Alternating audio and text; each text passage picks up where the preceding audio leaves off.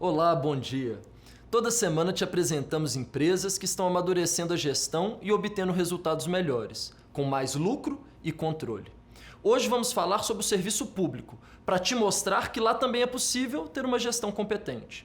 Nós estamos em Brasília, na sede da Defensoria Pública do Distrito Federal, e vamos conversar com a servidora que está liderando uma grande mudança no processo de atendimento ao cidadão a partir de técnicas de gestão adaptadas para a área pública. Nossa convidada é a Defensora Pública Geral, doutora Maria José de Nápoles. Bom dia, doutora Maria. Obrigado por nos receber aqui na Defensoria. Bom dia, Rodrigo. É um prazer tê-los todos aqui na nossa casa. Obrigado.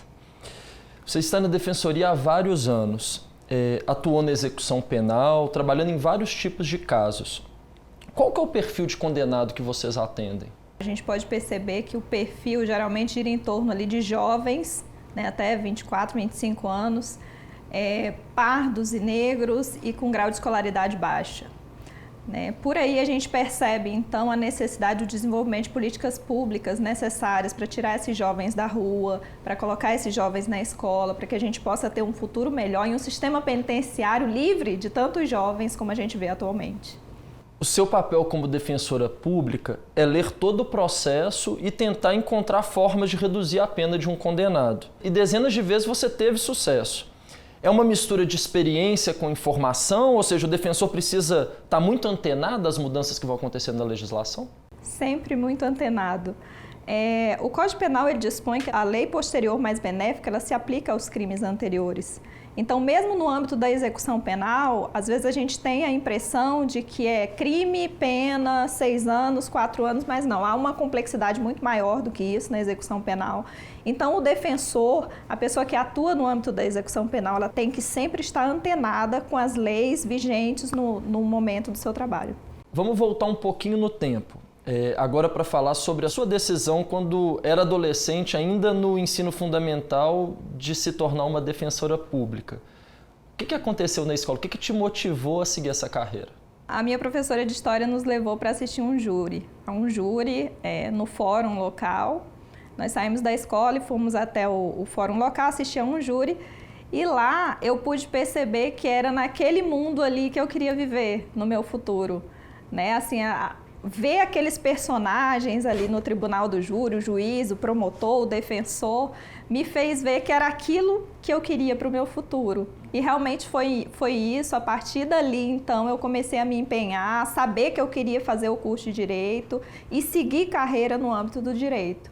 E eu não me arrependo, porque eu sou muito apaixonada pelo que eu faço. Dá para perceber sua emoção na hora de lembrar a história. Você sempre teve essa preocupação com os direitos humanos? Olha, direitos humanos é o âmago da defensoria. É o que a gente tem que fazer, é o que a gente nasceu para fazer e foi vocacionado para fazer. Eu acho que toda aquela pessoa que entra no serviço público, que entra na defensoria pública, que diz eu quero ser um defensor ou uma defensora pública, tem que ter essa noção. Porque nós atuamos com os direitos humanos diariamente, seja atendendo uma pessoa que precisa de uma ação de alimentos, seja atendendo uma pessoa vulnerável, um morador de rua. E direitos humanos são direitos de todos, as coisas têm preço, o homem tem dignidade, o homem tem direitos, e direitos humanos, então, eu acredito que é o coração da defensoria hoje. Agora eu quero falar um pouco do seu papel como gestora, que é o que nos aproximou o Áquila da Defensoria Pública do Distrito Federal. Qual que foi a maior mudança para você quando você passou a liderar centenas de servidores da Defensoria Pública?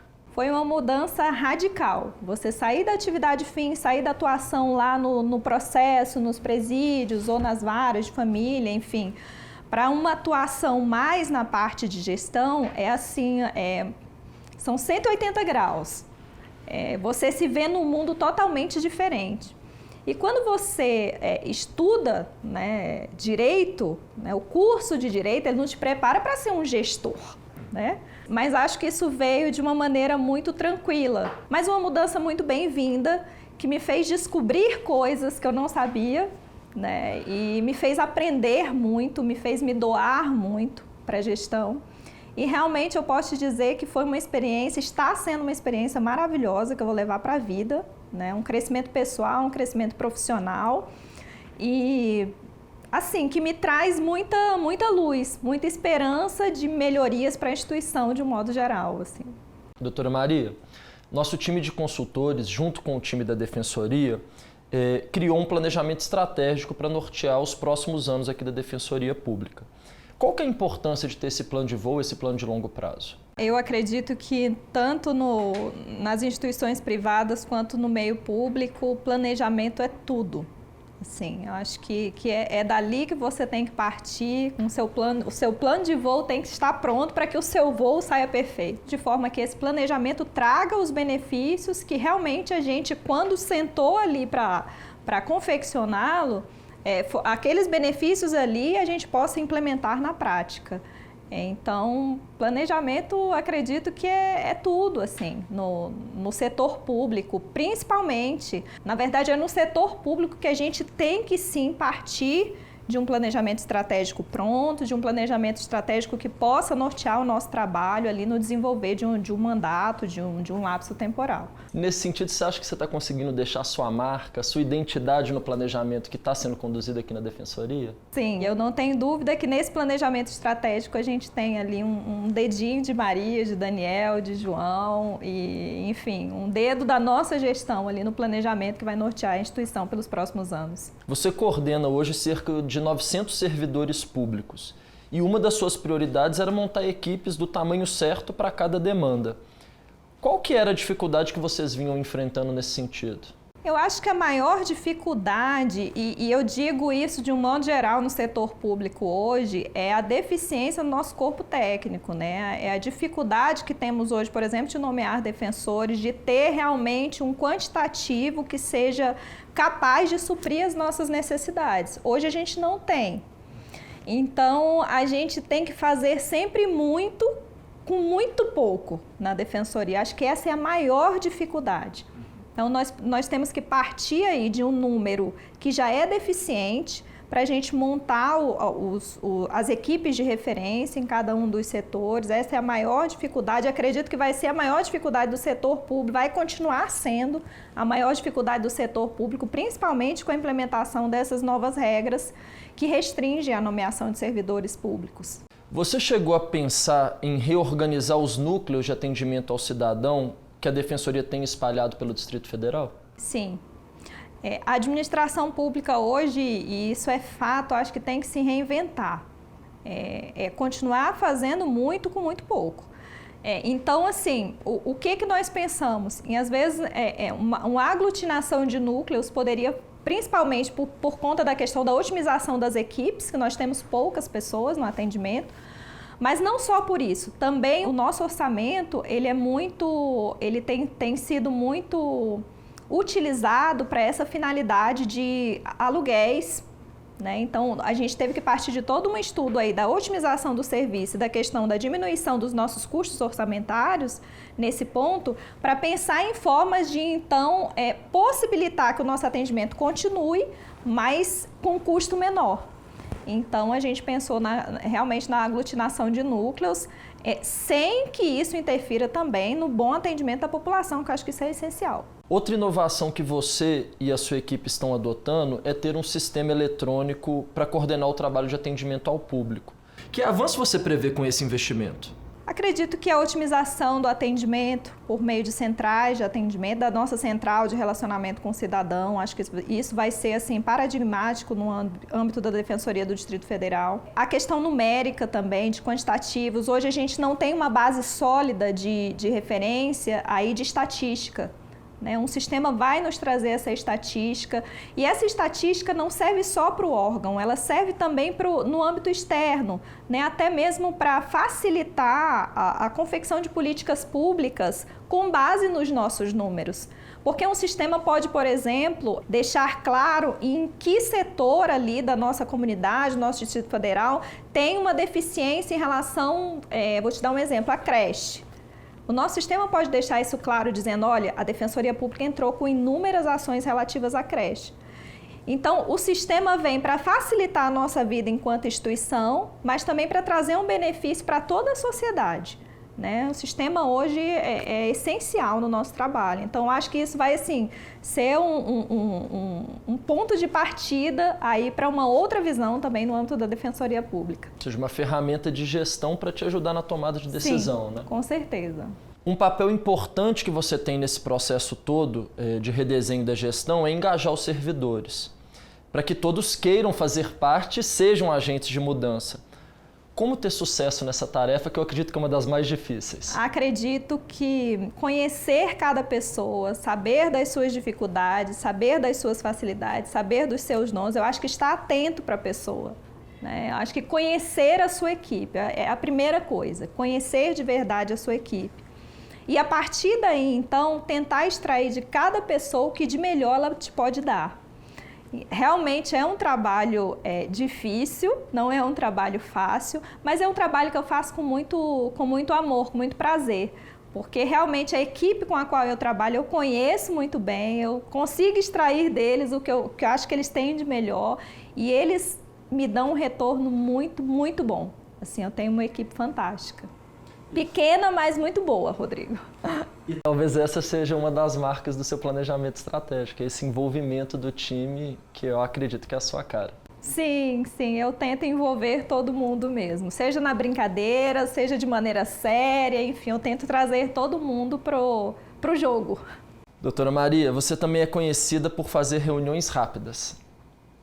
Eu já te conheço e sei que duram 30 minutos. Dá para resolver o que precisa nesse tempo curto? Com certeza. Às vezes quando tem pedidos de agenda, eu realmente falo, olha, 30 minutos é mais do que suficiente para a gente resolver esse problema. E realmente Rodrigo. Por vezes, algumas reuniões demoram mais do que isso, mas eu vejo que o ponto central, quando você tem que resolver, eu sou muito objetiva, muito clara, enfim.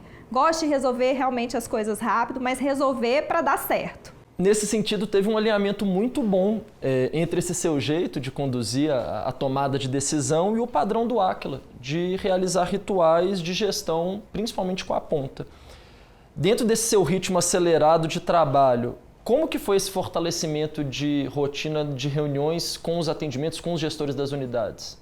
Esse ritual realmente é essencial para que você mantenha uma regularidade na gestão e até para que você esteja junto da sua equipe, né? Se você não estiver junto da sua equipe, não vai funcionar.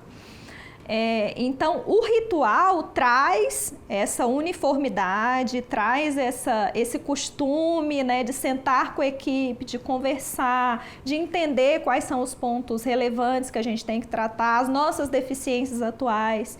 Então, isso a gente tem feito com muito afinco, né? Semanalmente eu tenho reunião com as equipes e mensalmente com os coordenadores de núcleo. Os rituais realmente vêm para ter um diferencial. Você tem que se envolver mais e o ritual traz essa visão de envolvimento, de regularidade. Então você acha que aproximou a ponta, né, os núcleos de atendimento com a tomada de decisão aqui? Sim. Acho que quanto mais perto você está do problema, mais chance você tem de resolver e resolver de uma forma correta e rápida. Daqui a pouco eu vou conversar com o subdefensor-geral, o Dr. Daniel Campos. E eu sei que vocês dois e o Dr. João Aires formam uma equipe bem unida que construiu todo esse trabalho. Vocês pensaram todas essas mudanças juntos? Como que você se sente sabendo que a Defensoria está subindo para um novo nível de gestão e controle? Sim, nós pensamos todas essas mudanças juntos. João, Daniel e eu, a gente tem essa parceria aí já de alguns anos, né? Desde 2018 nós estamos na gestão.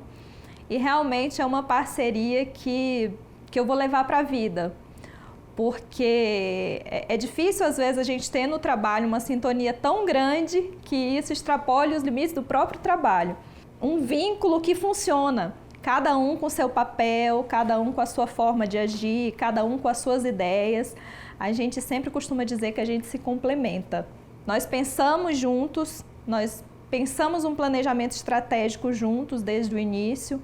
Uma gestão a gente não faz sozinha, sabe? Eu sempre falo isso porque realmente é o que eu sinto. Eu não fiz nada disso sozinha. Eu tenho esses dois na gestão, eu tenho uma equipe maravilhosa por trás, uma equipe técnica. Eu tenho os defensores da ponta que se esforçam muito, que dão sangue por essa instituição. E isso para mim me emociona, sabe? E me faz ver que eu estou indo no caminho certo, porque eu tenho essas pessoas do meu lado que fazem a diferença junto comigo. Doutora Maria, tive a oportunidade de trabalhar com vocês. Aqui na entrevista ficou clara a sua paixão pelos resultados e pelo serviço da Defensoria.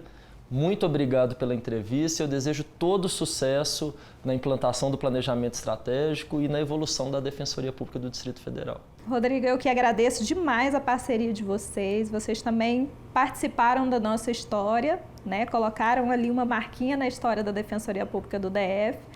E eu sei que essa parceria vai render frutos, muitos frutos para o futuro ainda. Obrigado. No próximo bloco, vamos saber mais detalhes sobre este processo de aprimoramento da gestão da Defensoria Pública do Distrito Federal, conversando com o Subdefensor Público Geral, Dr. Daniel Campos. Até já.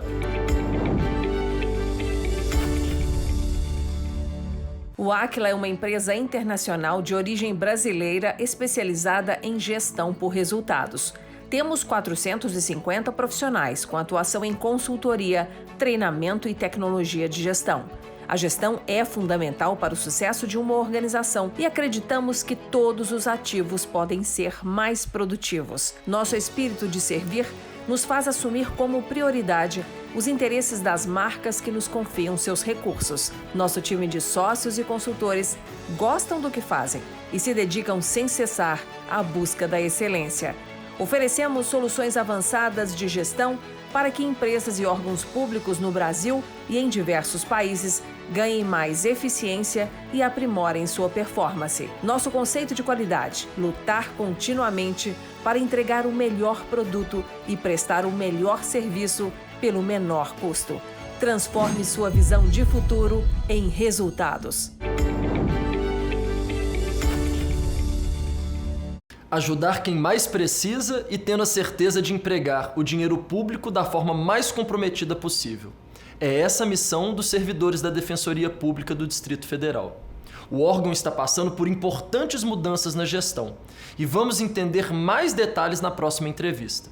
Estamos em Brasília conversando com os líderes desse projeto. Eu converso agora com o Subdefensor Público Geral, Dr. Daniel Vargas de Siqueira Campos. Bom dia, Dr. Daniel. Bom dia, Rodrigo. É um prazer participar do programa. Obrigado. O projeto de mudança na gestão começou com o objetivo de profissionalizar os processos dentro da Defensoria Pública. O que mais te incomodava? O que nos incomodava é aquela cultura de que no serviço público não há muito espaço para mudança, ou de que as pessoas estão tão atarefadas que não têm tempo para refletir sobre as melhores práticas. O que a gente buscou com a contratação da Aquila foi reverter esse processo, foi elevar a cultura da inovação e da melhoria organizacional. Vocês sentiam falta de indicadores para apoiar na tomada de decisões? Sem dúvida. Eu acho que trabalhar sem indicadores é como fazer uma viagem de carro sem saber ao certo qual é o destino, sem saber quanto combustível você já usou, quanto você ainda tem, sem saber quantos quilômetros você já rodou, ou seja, é como andar no escuro. Os indicadores dão uma fonte de segurança para quem quer trabalhar com profissionalismo. Até dá para trabalhar sem indicadores, mas isso é para quem gosta de aventura ou de fortes emoções. A base do trabalho da Defensoria, a gente pode dizer que é realizada pelos núcleos de atendimento, como de direitos humanos, o focado no atendimento às mulheres. Quais mudanças estão sendo feitas? Rodrigo, normalmente o trabalho promovido pelo Núcleo de Direitos Humanos e pelos núcleos temáticos em geral, mulher, infância e juventude, a Central do Idoso, né, entre diversas áreas de atuação que a Defensoria Pública do DF possui, o trabalho que era realizado por esses núcleos temáticos era muito voltado para a melhoria dos seus processos internos. O que a gente buscou promover, e o que vem acontecendo agora, é a elaboração de diretrizes pelos próprios núcleos para que sejam seguidas por toda a Defensoria Pública. Portanto, a gente não quer apenas ter um núcleo especializado no enfrentamento da violência doméstica e familiar contra a mulher. A gente quer que essa expertise seja compartilhada com todos os servidores e defensores públicos da casa. Então, para isso, nós estamos construindo protocolos de atendimento, para padronizar o processo de atendimento que é prestado pela Defensoria Pública como um todo. Ou seja, está tendo uma troca de experiências e boas práticas entre os núcleos. Exatamente. Né? Eu sei que vocês fizeram um levantamento das demandas e insatisfações. O que foi apontado de mais importante por esses cidadãos que foram pesquisados? As pesquisas de satisfação com os usuários revelaram que parte dos usuários estava insatisfeito com o tempo de demora para que a Defensoria Pública iniciasse o atendimento. Também havia alguns usuários que reclamavam do fato de serem encaminhadas para núcleos diferentes até que chegassem ao núcleo adequado, onde o seu atendimento poderia ocorrer. Tudo isso gera um desgaste grande para o usuário e compromete a imagem da instituição. Ao saber quais eram as principais críticas dos usuários, a gente começou a trabalhar para reverter isso, através de uma melhoria, de um redesenho dos processos de atendimento para eliminar esses problemas que eram apontados pelos usuários. Vocês tinham uma demanda de aumentar a qualidade desses atendimentos aos assistidos e passaram essa demanda para os nossos consultores do time que esteve aqui com vocês. Qual que era o objetivo naquele momento? O objetivo fundamental era promover um atendimento que seja humanizado, ágil, eficiente e que dê satisfação aos usuários, né? E que considere a experiência do usuário o foco principal da nossa atuação. Então, o que a gente quis que a Aquila nos ajudasse e nos ajudou muito foi colocar isso como a prioridade número 1 do nosso serviço de atendimento ao público. Vamos falar um pouquinho agora sobre a pandemia. Qual que foi o impacto dela nos atendimentos realizados pela Defensoria? Rodrigo, nós fomos muito impactados. Isso porque a Defensoria Pública do DF tradicionalmente trabalhava com atendimento presencial ao público, né? Grande parte das demandas que eram apresentadas aos defensores eram através das próprias pessoas ou seus familiares que compareciam a uma das unidades da Defensoria Pública e traziam os seus problemas ou buscavam serem atualizados a respeito das informações dos seus processos. Com a pandemia, isso teve que mudar. Com a pandemia, a gente não podia mais permitir que os usuários tivessem que se expor ao risco de chegar até uma das unidades de atendimento para poderem ser contempladas com os serviços da Defensoria Pública. E nós também não poderíamos expor os nossos defensores, servidores, estagiários a esse contato direto com o público. Então, isso exigiu um repensar de toda a instituição e nós tivemos que virtualizar vários desses serviços. Então, nós garantimos ininterruptamente que os serviços presenciais da Defensoria Pública fossem oferecidos ao público, mas nós divulgamos ao público, usuário dos serviços, a possibilidade de acessá-los por meio de outras plataformas remotas, como formulários disponíveis no site da instituição, telefones, WhatsApp, e-mails. Abrimos diversas portas diferentes de acesso para que os usuários pudessem chegar até a Defensoria Pública sem precisar sair de casa. Vamos falar agora do planejamento estratégico que o nosso time de consultores fez com o time da Defensoria. Qual que é o papel desse planejamento estratégico para o rumo da Defensoria para os próximos anos? A gestão da Defensoria Pública ocorre através de mandatos. Por isso é muito importante que toda instituição, especialmente as instituições públicas, né, que lidam com recursos públicos, façam um planejamento estratégico que delimite quais são as suas prioridades, aonde a instituição quer chegar dentro de um horizonte temporal de médio ou de longo prazo, para que qualquer gestão que venha a se suceder no exercício dessa atividade administrativa saiba o que a instituição pretende para si. Qual é a sua visão de futuro, quais são os valores que ela pretende cultivar. A gente realmente quer deixar legados. E você sente que o time já está fazendo parte da implementação desse planejamento estratégico que foi construído? Eu vejo melhoras a cada dia. Acho que nós temos muito a evoluir, mas nós temos aprimorado o serviço, nós temos dado passos importantes para que o serviço ganhe em qualidade, ganhe em eficiência, ganhe em humanidade.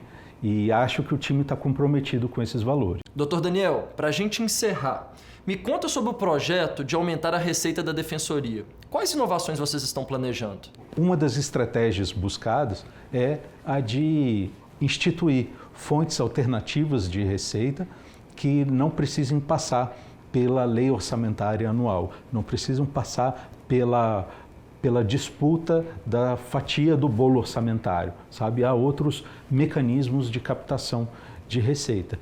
E um desses mecanismos alternativos passa também pela construção de parcerias. Boa parte do que a Defensoria Pública conseguiu evoluir nos últimos tempos foi graças a parcerias feitas com outras instituições públicas ou instituições privadas que somaram esforços junto com a Defensoria Pública para aumentar a qualidade e a quantidade de serviços oferecidos ao público. Graças a isso, por exemplo, nós conseguimos o apoio de muitos conciliadores e mediadores para resolver os conflitos sem que eles precisem chegar aos tribunais. As pessoas procuram a Defensoria Pública e, graças ao apoio que nós angariamos de outras instituições, elas são realocadas para instituições que ajudam as pessoas, através de técnicas de mediação ou de conciliação, a resolverem os conflitos que elas possuem umas com as outras.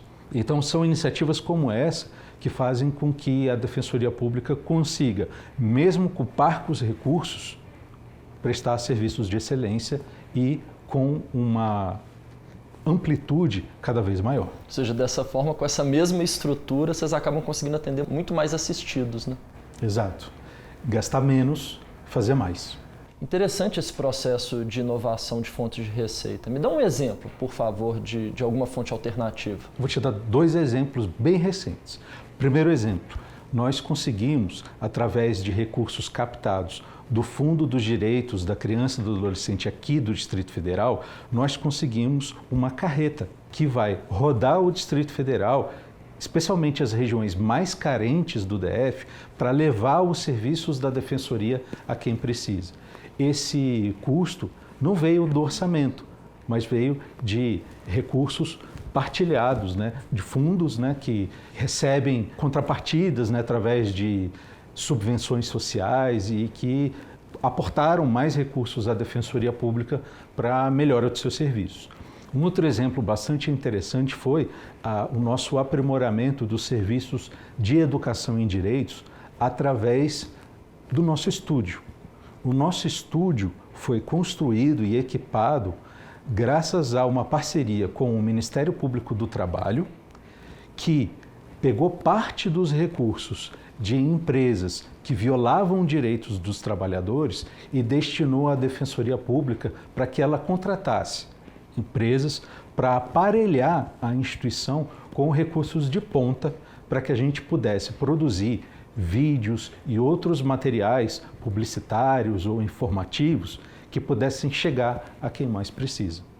Não houve utilização de recursos do orçamento do Distrito Federal, mas houve o repasse de recursos pagos a título de multa por empresas que agiram contra os direitos dos trabalhadores. Então, esse tipo de parceria permite uma inovação muito importante, porque faz com que a gente consiga trabalhar com outras formas de captação de recursos que não precisem passar pela disputa do orçamento, que hoje é cada vez mais restrito, né? Cada vez mais difícil de ser gerenciado em função da queda de receita e de outras prioridades orçamentárias para o combate à pandemia. Ou seja, um órgão público inovando e mostrando que é possível fazer diferente, né?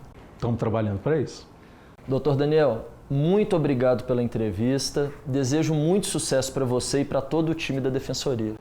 Eu que agradeço, Rodrigo, e em seu nome eu cumprimento também toda a equipe da Aquila que prestou valiosos serviços para que a gente pudesse aprimorar a qualidade das ações que a gente presta para a população mais carente. Obrigado. Muito obrigado. Ficamos por aqui.